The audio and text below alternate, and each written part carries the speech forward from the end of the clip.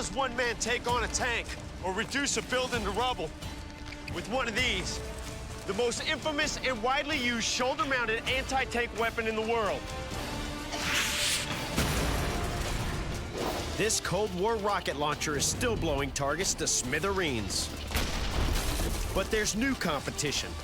Does it compare to the latest high-tech systems? Nice. I'm traveling around the world to find out.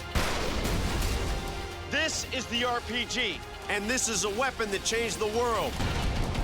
Nothing has shaped history more than the gun.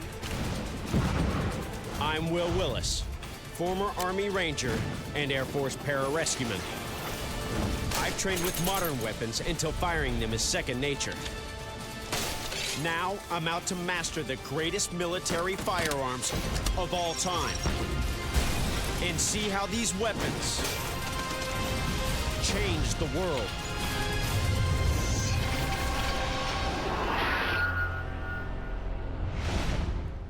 They're long, they're loud, they're lethal. Rockets like the RPG are essential weapons on today's battlefield. They've been used in combat for almost 1,000 years. However, those early Rocketeers never dreamt that their weapons could be harnessed, carried, and fired by a single mobile infantryman. First carried by Soviet troops in 1949, the RPG is known as the AK-47 of rockets. It's cheap, reliable, easy to use, and deadly. Over the last 60 years, more than 9 million have been produced, making RPGs the high-impact weapon of choice for militias, insurgents, and guerrillas all over the world.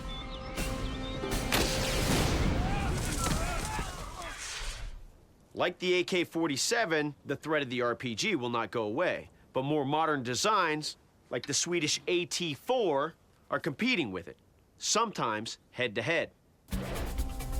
April 2003, Saddam Hussein's reign of tyranny has officially ended.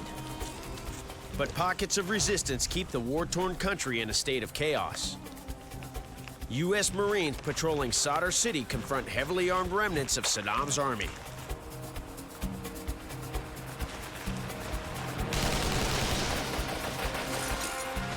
One of them pulls out an RPG. But the Marines are packing their own rocket launcher, an AT4.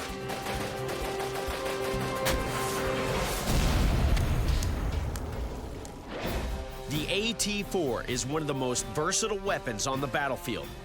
Designed, developed, and manufactured in a nation that hasn't gone to war for nearly 200 years.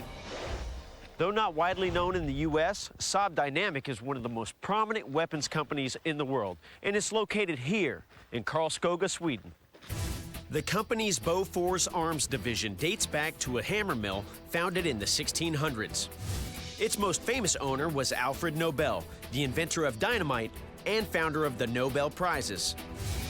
Nobel played the key role in reshaping this iron and steel producer into a modern weapons manufacturer.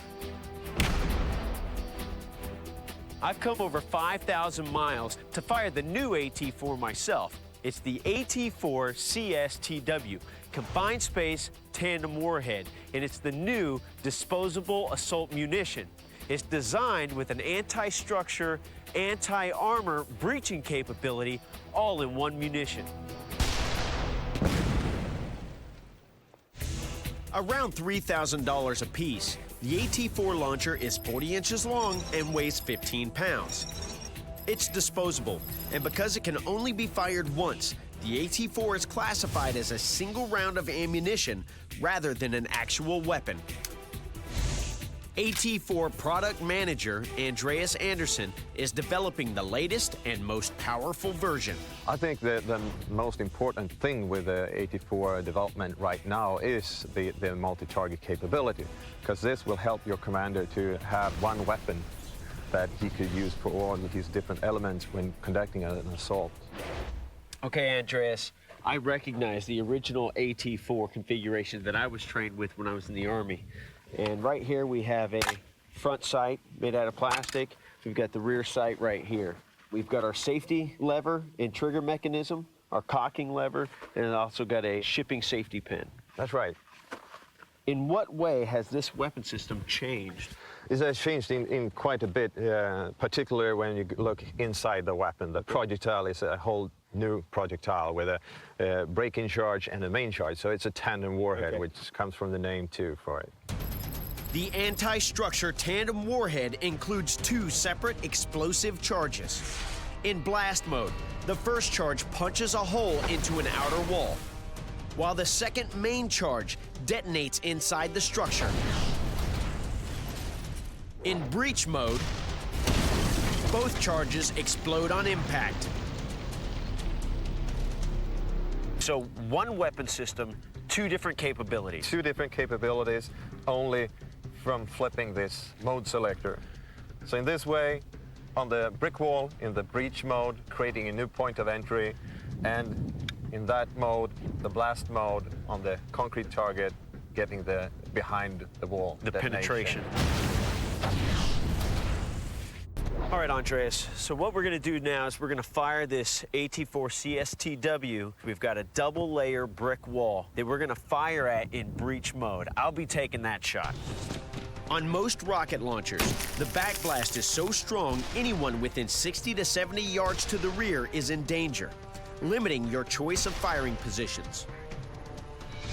Saab's advances have led to a confined space warhead.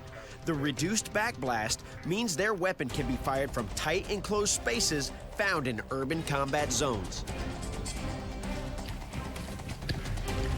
This locks down. There we go. Going hot. On the way. Woo. Ah. Holy smokes, man. That's a nice hit there.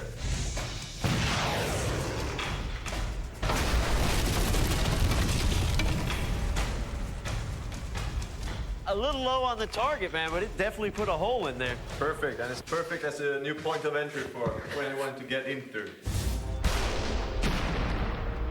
You know what's amazing is that the concussion was not that bad. We're in this confined room, and, you know, we're both fine. Yeah. The blast damage in breach mode is impressive. Now, Andreas is going to show me what the warhead can do in blast mode on a much bigger, more reinforced target. How thick is that concrete? That is an 8-inch concrete wall with double layers of rebars, and each rebar is about ½ an inch thick. And then behind that concrete wall is also a large metal container. Yeah, it's a standard shipping container that we put there to capture what the main charge is capable of.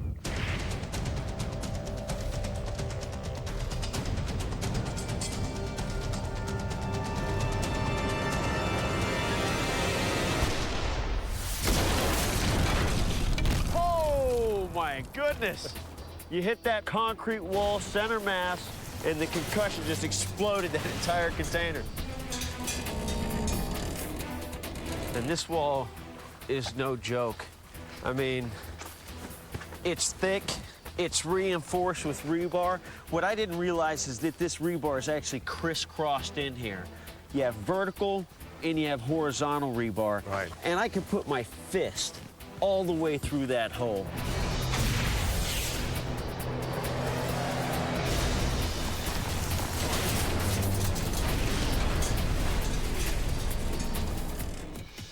The shape of this structure is totally changed. But stepping inside, you know, one of the first things I noticed is kind of this halo or this ring of shrapnel just inside of here. Deformed the entire structure. The concussion wave was magnificent. Look at the penetrations, though. Even these very, very small penetrations through this steel. That's metal moving at high velocity, a high enough velocity to exit this steel structure. I gotta tell you, I'm really impressed. So let's take a look at the brick wall. Yeah.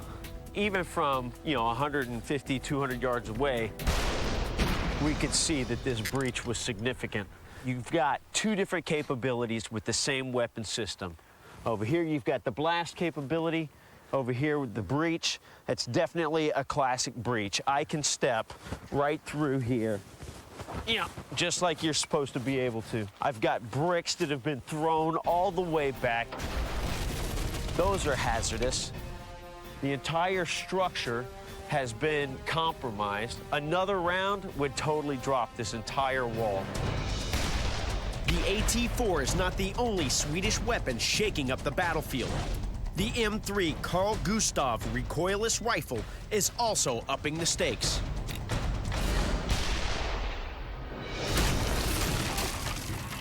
Recoilless weapons have a rifle barrel and allow heavier shells to be fired with greater accuracy by eliminating the kick. The Carl Gustaf is a highly advanced version. Discover the past with exclusive military history documentaries and ad-free podcasts presented by world-renowned historians, all on History Hit. Watch them on your smart TV or on the go with your mobile device. Download the app now to watch everything, from the gripping story of the Band of Brothers to Operation Barbarossa and D-Day. Immerse yourself in the dramatic stories of this remarkable era by signing up via the link in the description. Jack Seymour, a retired member of U.S. Army Parachute Infantry and Special Forces, is the leading American expert on its capabilities. I fully believe that the Carl Gustaf is the #1 system in the world with its capabilities and its range and its lightweight. Okay, Jack, this is a weapon that we used in the Ranger Battalion when I was there. Why don't you tell me a little bit about why you like the Carl Gustaf? Any mission or any target set, from anti-personnel, anti-tank, anti-structure, can be built around this weapon system by simply mixing the munition types in the platoon or the company. From the front to the back, what are we looking at? From the front, we have the shock absorbers to protect the tube. Day sights underneath the scope itself. We have a 3x12 scope. We have these knobs here for each specific round that you interchange by the types of rounds that you want to use. Okay, and of course we've got our pistol grip over here. We actually have to cock the weapon system over here with our thumb. Is that correct? Yes, it's already cocked. It's already cocked. So okay. in your position, you would just stay behind the gun. Okay. Your AG would move the handle forward. Okay. And lift, remove the round or place a round in the tube. Okay. None of that can be done unless, of course, the weapon system is cocked and obviously on safe. Okay, and then close that We up. close it up. I check your back blast area. I let you know that we're good to fire, and you engage the target. Okay, this is considered a recoilless rifle. What makes it a recoilless rifle? Essentially, there's generally a balance between propellant boost and launching the projectile out the tube. So the exhaust blows out the back and the round, blows out the front with no recoil observed by the fire, or much recoil observed by the fire. That's what makes it a recoilless system, sir. Okay, so all the energy is, rather than being absorbed by the body, is pushed out in the form of backblast and, of course, in the form of the projectile itself. Okay. All right, so tell me a little bit about the first target we're going to engage with the Carl Gustaf. It's a simulated house or fortified structure. It's constructed of wood, walls approximately 8 inches. Okay. And there's some targets on the inside of that structure that we need to engage. Yes, sir. Well, I'm excited to shoot this thing. Let's have at it. Before firing the full 84mm warhead, I'll test out the system using a smaller 20mm round. This sub-caliber munition allows operators to practice their marksmanship with a less expensive alternative. Backblast area clear, permission to fire.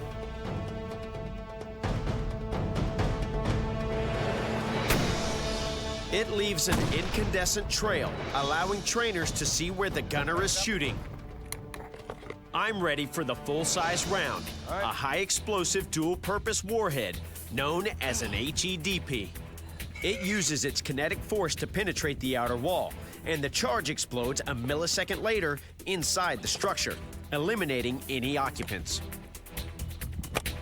At $1,800 a round, it's important that I get this first shot on target. Yeah! That was awesome. Awesome. I can see from here that that target is just totally annihilated. I saw pieces flying through my scope. Yes, that was a great shot.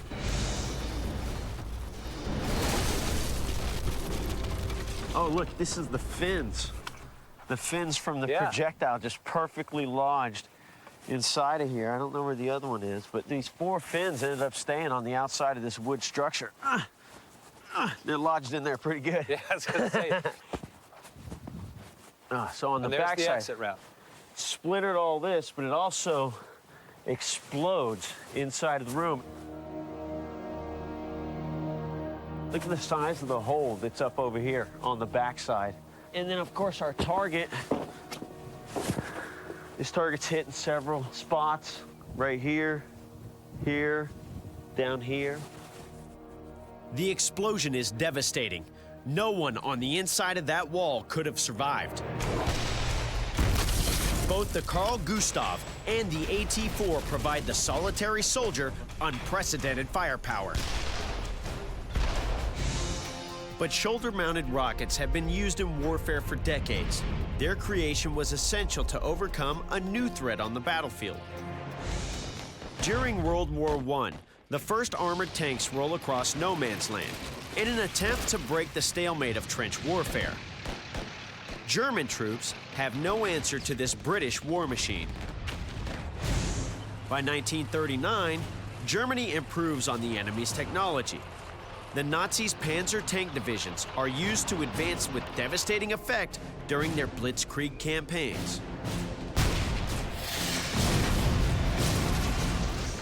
The tank sparks a race to design a new infantry weapon, powerful enough to penetrate steel armor, and by 1942, America has an answer: the bazooka.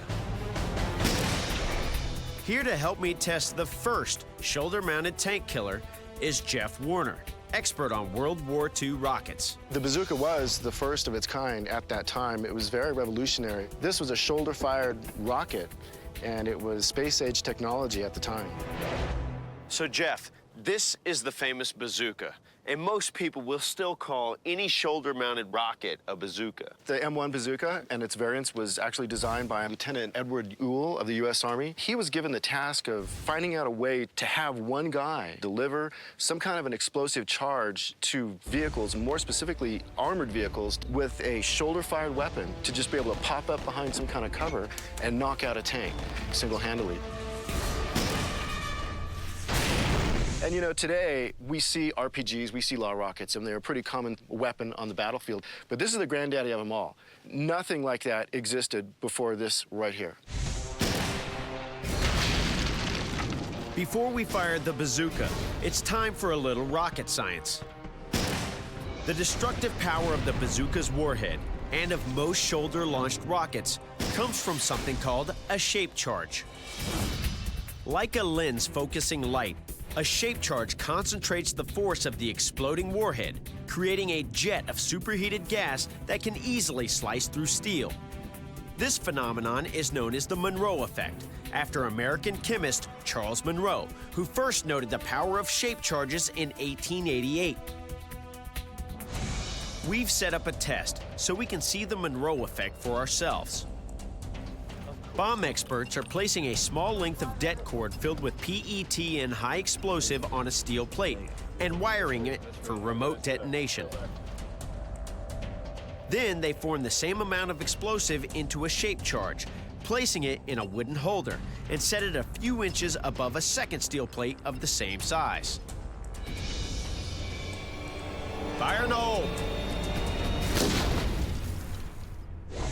Now it's time to compare the differences. All right. Well, look at that. Look at the difference here. Yeah. So right here, where we laid the charge on top of the steel, it just made a little mark. All that energy from that round moves up and away from this plate in all directions. Right. When you put a shape charge on top of that energy, it captures the energy and sends it back towards the steel plate. And that's how these warheads penetrate armor. They use a projectile shape charge. That's exactly right. Bazookas, RPGs, and similar weapons have a distinctive design, the telltale sign of a shape charge inside. All right, well, that's enough of the rocket science. So let's get down to the nitty-gritty. Show me how to load and fire this thing.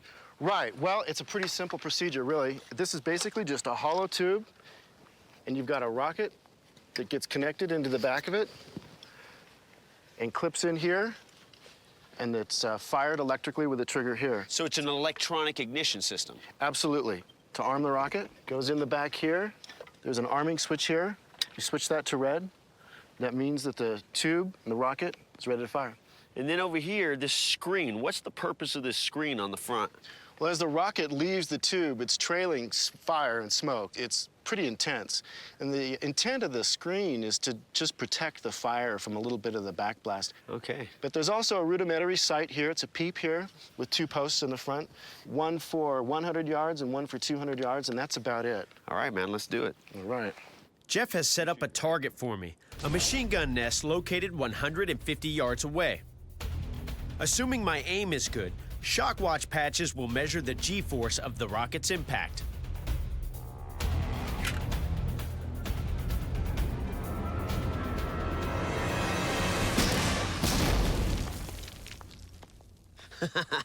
All right.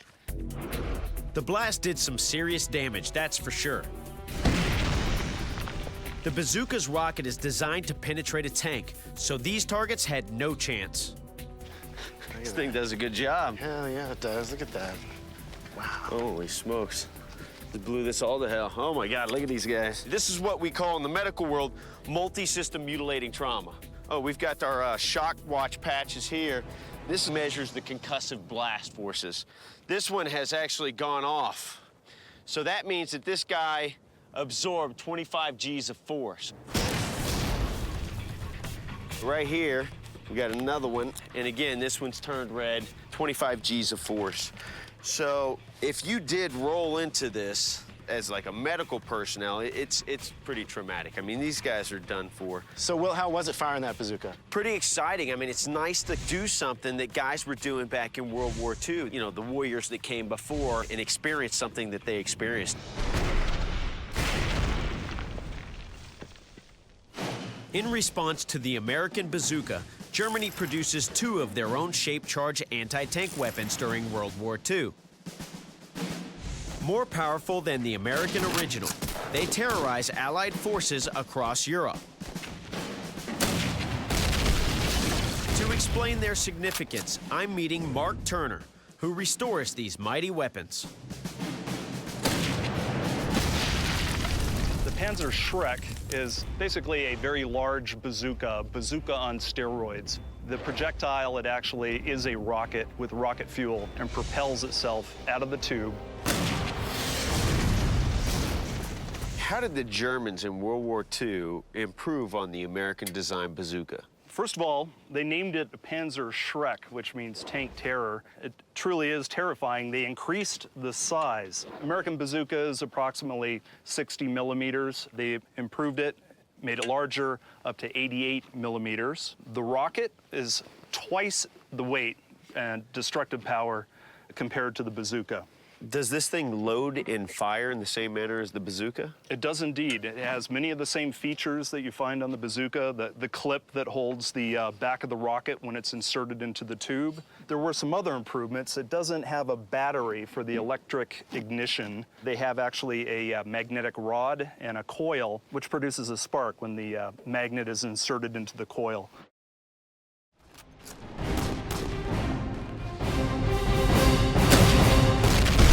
The Panzerschreck is just the first response to the American bazooka. That Panzerschreck is a really powerful weapon. I can see why they call it a tank terror.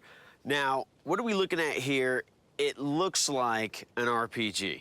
Well, it does look like an RPG. This is the Panzerfaust, and this is the fist on the head. It actually doesn't function like an RPG in that the projectile does not have a rocket motor in it. It has an explosive packet on the inside that when you fire it, it launches the projectile more like a mortar. Okay, and after you fire this, I could grab another one of these, shove it back down the tube, and re-engage? Well, actually, these are meant to be disposable. So it would be shoot and scoot and drop the tube and run away. It was the first disposable rocket launcher. To fire it, you would, first of all, you remove a safety wire from the front sight. And that allows you to raise the front sight, which is also blocking the trigger mechanism here. It's just another safety device. You would then sight through the hole here. There's a little tab on the front here. So you get your angle for 60 meters in this case through this particular hole. And then by squeezing down on this trigger mechanism, that would ignite the powder charge. Okay. It was cheap and crude, but it was easy to produce. It was very easy to train people how to use it. The Panzerfaust shaped charge warhead is packed with TNT and trihexogen. It travels at a relatively slow 100 feet per second, with an effective range of only 66 yards. This enables the Panzerfaust to penetrate any tank on the World War II battlefield. It's even more effective against bunkers, machine gun nests, and sandbag positions. To test the power of the Panzerfaust, we've set up a machine gun tower in the distance. All right, now it's my turn to fire the tank fist. Pretty excited about it, I gotta tell you. Let's blow it up. I'm gonna fire from right here. Front sight comes up. Ready to fire. Did you say the 60 about that? That's 60.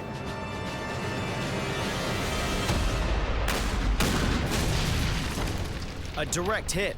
I guess this devastating weapon really can be fired by anyone. Ah, you nailed it. That was pretty awesome. Unbelievable. I was not expecting an explosion like that. The Panzerfaust, it's meant to penetrate 200 millimeters of steel. So this guy right here, he's showing all of the classic injuries that one would see with any kind of blast trauma. He's got the broken bones and the shrapnel wounds moving all up him. The concussive blast actually launched him from his tower there and down onto the ground. You can expect to see a lot of internal organ rupture, especially in the lungs, the bowels, any hollow spaces in the body from that concussion. And of course, his outpost, totally annihilated. We've got debris all over the area. I mean, very impressive weapon system. Oh, my goodness. I can see why it was such an effective weapon and feared weapon, you know, in the battlefield at the time. Well, the fact that the Panzerfaust was designed to take out tanks, this tower didn't stand a chance. Both the reloadable Panzerschreck and the one-shot Panzerfaust are highly effective. They're fearsome weapon systems that are perfectly designed for quickly knocking out tanks or machine gun posts. They also paved the way for a new rocket system, developed in the Soviet Union shortly after World War II. The RPG is the most successful rocket system in history. Some see it as a symbol of terrorism, others as a symbol of freedom. It's been used in dozens of wars for multiple decades and is used by over 50 countries. It is undoubtedly a weapon that has changed the world. To explain the RPG's impact, I've brought in former Russian Spetsnaz operative, Sonny Puzikas. The success of RPG is, first, reliability of the weapon in any conditions. Two, it's very simple to learn. And probably the last reason is it's a lot of bang for the buck. It's cheap. So, Sonny, we've been talking about U.S. and German rocket systems from World War II. What did the Soviets bring to the table during that time? In the time of World War II, there was no really equivalent man-portable anti-tank weapon in Soviet Army. They were relying on heavier wheeled versions of anti-tank weapons and lighter rifle-fired grenades. But in 1949, RPG-2 was introduced. And it's a pretty simple operation overall, that's correct? It is very basic as AK-47. The RPG-2 is a simple 40-inch long 6-pound steel tube with a pistol grip and trigger. Its wooden side protects the shooter's face from heat generated by the blast or freezing metal during winter warfare. It fires a PG-2 80mm high-explosive anti-tank round at 275 feet per second. It has an effective range of 150 yards and can penetrate steel armor up to 7 inches thick. Trained soldiers can fire off up to 6 rounds a minute. Now, the acronym RPG, we always say rocket-propelled grenade. That's what it stands for. Is that true? The actual designation in Russian language is ручной противотанковый гранатомет, which in direct translation is a handheld anti-tank grenade launcher. And what was the most successful version of the RPG? RPG-7 was the most successful version and remains so. The RPG-7 is introduced to Soviet soldiers in 1961. It has a simple pistol grip and trigger, weighs 15 pounds, and measures 34 inches in length. It can fire warheads between 40mm and 105mm in caliber. And the effective range doubles from the RPG-2 to approximately 300 yards for a moving target. The grenade is propelled by a rocket, exiting the weapon at just over 100 yards per second. A set of fins on the warhead open up, helping to guide it. After 10 yards, a sustainer motor fires up, boosting the rocket to over 300 yards per second. If the warhead doesn't hit a target, it self-detonates after 1,000 yards. But an RPG hit is not guaranteed. In the War on Terror, U.S. forces are often ambushed entering enemy-held towns and provinces. Taliban forces move in close for an effective hit with an RPG.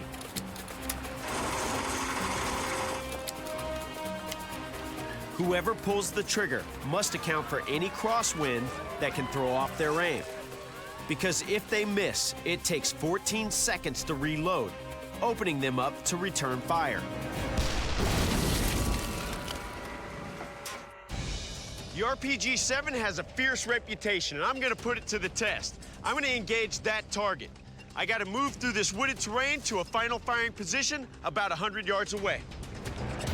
To destroy that vehicle, I have to account for any crosswind as I dial in my sights.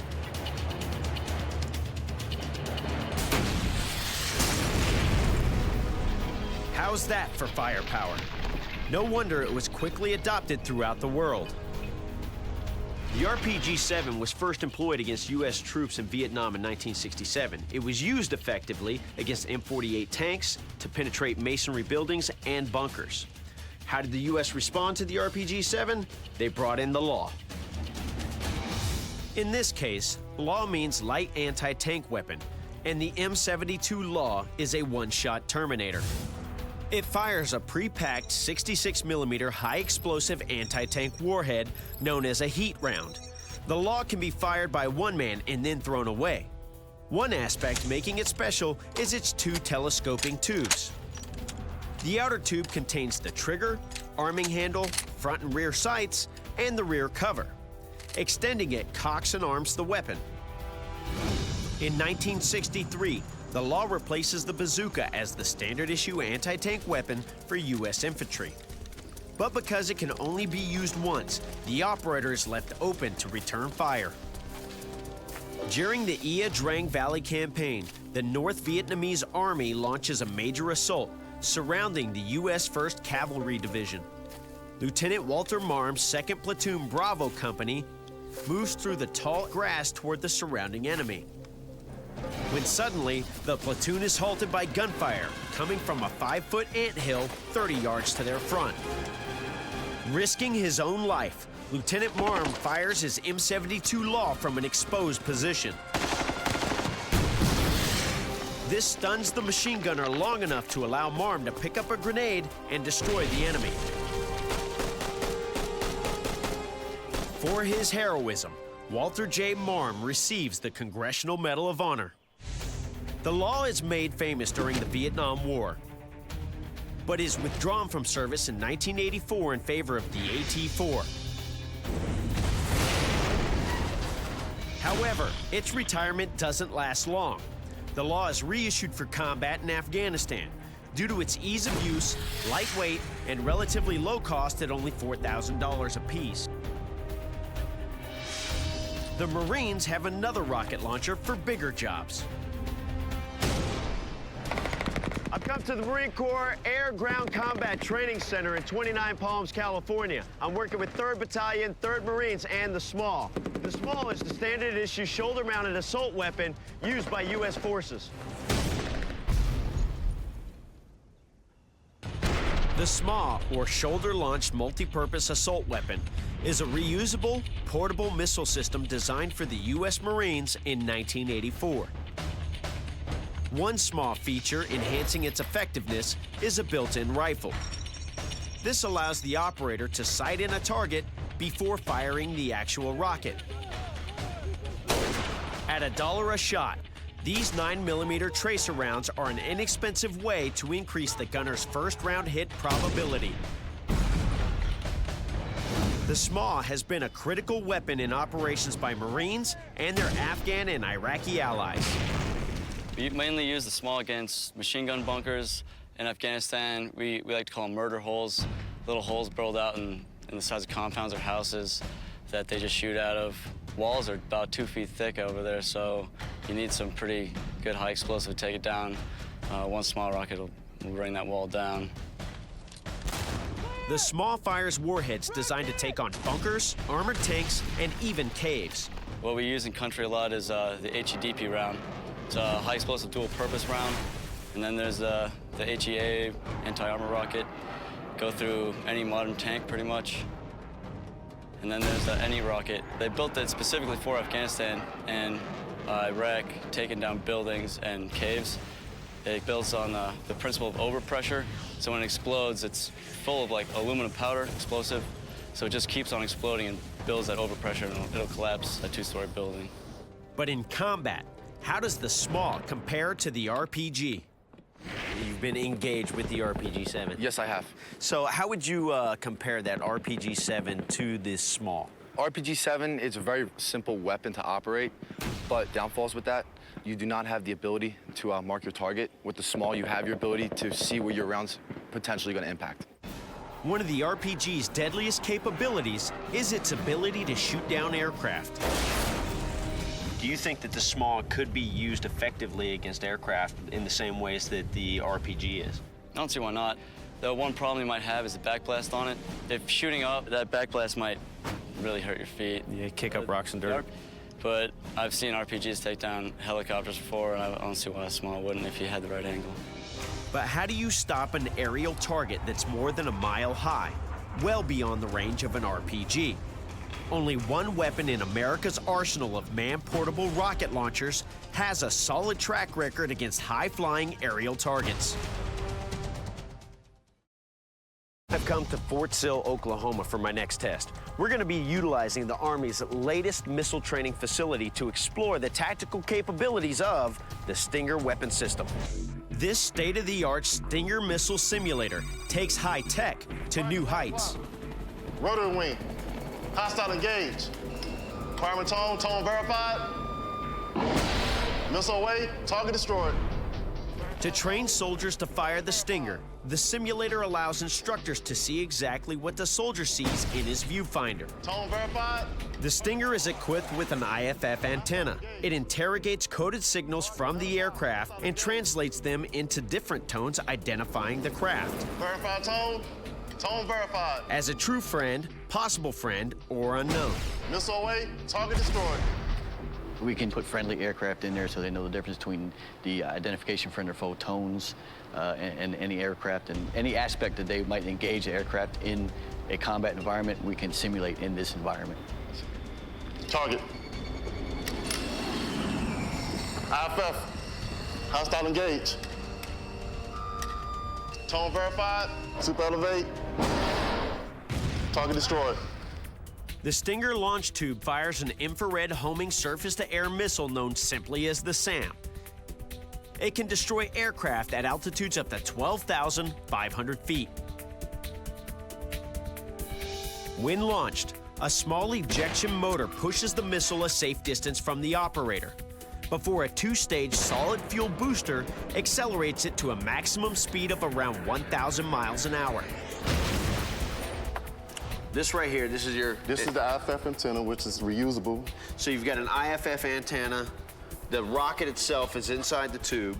Now, when I acquire a target, you said this was a vibrating cheekbone indicator? Yes, sir. So this thing will vibrate against my cheek, just in case I can't hear it. That is because correct. Combat is very loud.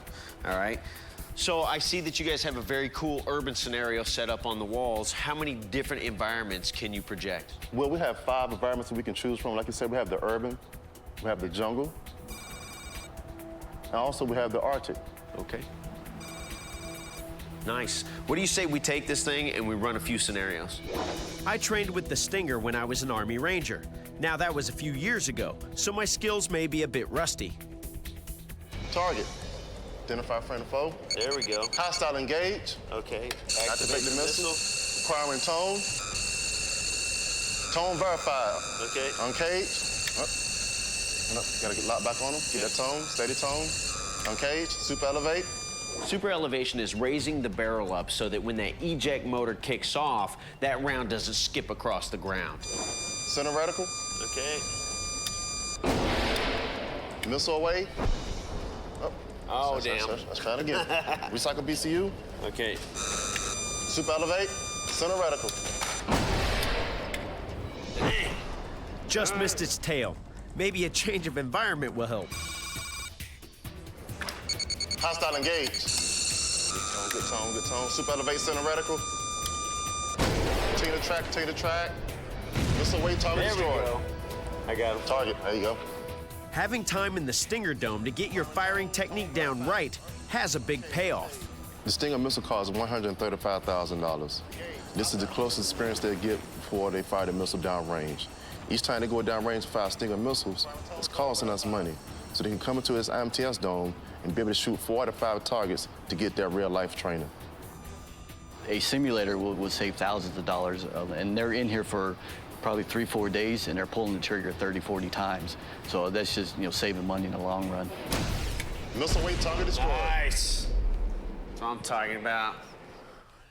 That's a lot harder than it looks. I mean, trying to keep that thing steady, get the right tone back, do everything in sequence, hold the trigger. The biggest thing for me is holding that trigger down long enough for that rocket to launch, because you're so used to, with rifles and so on, squeezing the trigger and then letting that thing reset to squeeze off another round rapidly. So holding that trigger down, man, it was really getting me. How does this differ from actually firing a real Stinger missile? The main difference from the real Stinger missile and the simulator, of course, the real Stinger missile have argon gas will come out the real blowout disc. That's the main difference. Okay. But other than that, the simulators is just like the real thing downrange, sir. So there's not a lot of kickback, you're not absorbing any recoil or anything like that? Not at all, Will. All right, well, this is very cool. I really enjoyed, trying to shoot something out of this guy. And thank you again for your time. Thank you very much. I'm taking aim with some of the most powerful man-portable rocket launchers in the world. Ranging from a World War II Bazooka hostile engage to the high-tech Stinger. Missile weight target destroyed. Nice. But thanks to its rock-bottom price and simplicity, the RPG has been the dominant handheld system for more than 60 years. Surprisingly, its head-of-the-class competition comes from a nation better known for luxury cars than combat. Here at the Saab Bofors Testing Center, I fired the AT4 at 150 yards and used the Gustaf's superior range to blow through the walls of a wooden structure, clearing out everything inside. But the Gustaf is made even more versatile by its choice of rounds. Jack Seymour is back to tell me more about the HEDP, or High Explosive Dual Purpose Round. You have little notches here on the back of the rounds. Yes. And the gunner will actually just index that notch as he's loading it into the tube. And as he's looking at the round, he sees the eye, so he's loading it for impact. Okay. And he rolls it over. You insert that into the weapon with the D's facing up, and that means that thing's gonna explode on a delay. That's correct. The delay setting is designed for clearing out a structure. The impact setting is perfect against vehicles and buildings. But the Gustaf has another powerful choice, the HE round, that features a counter-defilade or airburst option. You can actually program it to fly 1,250 meters or less, aim above the target, and it blows up above the intended target.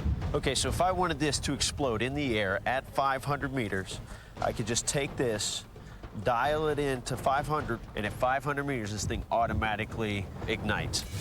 The delayed airburst setting makes this a real threat to troops on the ground and behind obstacles, because it literally showers everything below with a shotgun-like blast of 800 ball bearings. Easily be trained within a couple of hours how to use the system. And the munitions are very simplistic, as they should be. Easy is always better. To see for myself, I take a turn firing the HE round in airburst mode.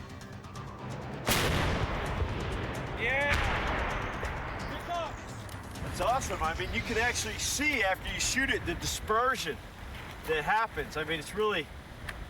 Absolutely perfect, and that's what we're talking about. Set the range on the round. And if that was a trench, there would be no way to get anything down in there. You would have to lob stuff in. Nothing. So if that was a trench, that air burst just hits targets down in that trench. You can't get away. Yeah.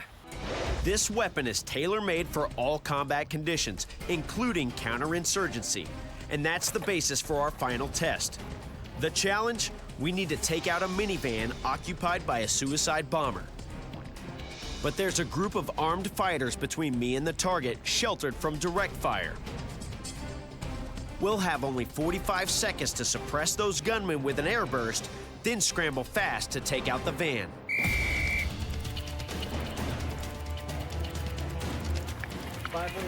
$500 on the site. All right, I'm set. Set! Safe. On the way!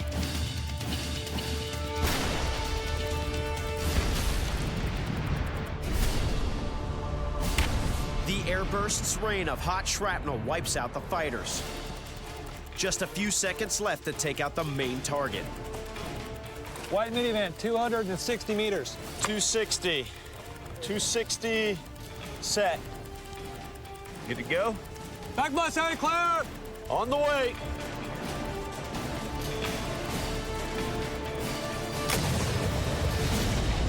Yeah, baby! That's a hit. How's that?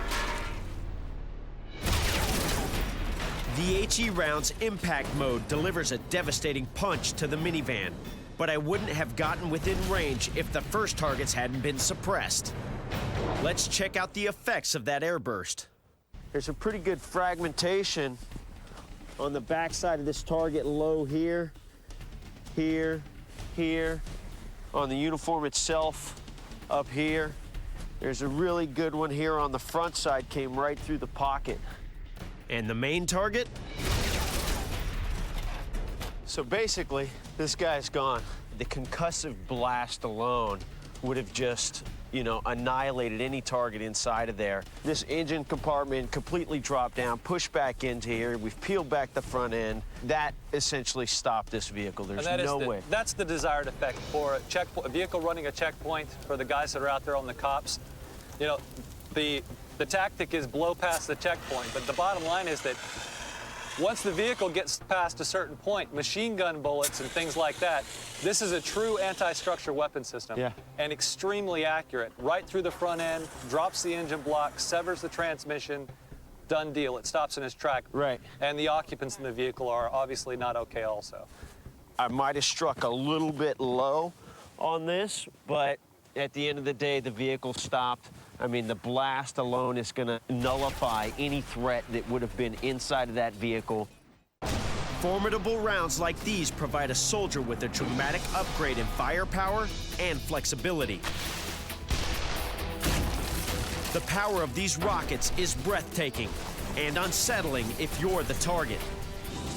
In the hands of a single man, shoulder-mounted rockets like the RPG and its rivals can turn a battle against insurmountable odds. More modern guns, vehicles, armor, and even aircraft remain vulnerable to this weapon system that is over 50 years old. I'm Wil Willis, locked and cleared. I'll see you next time on the range.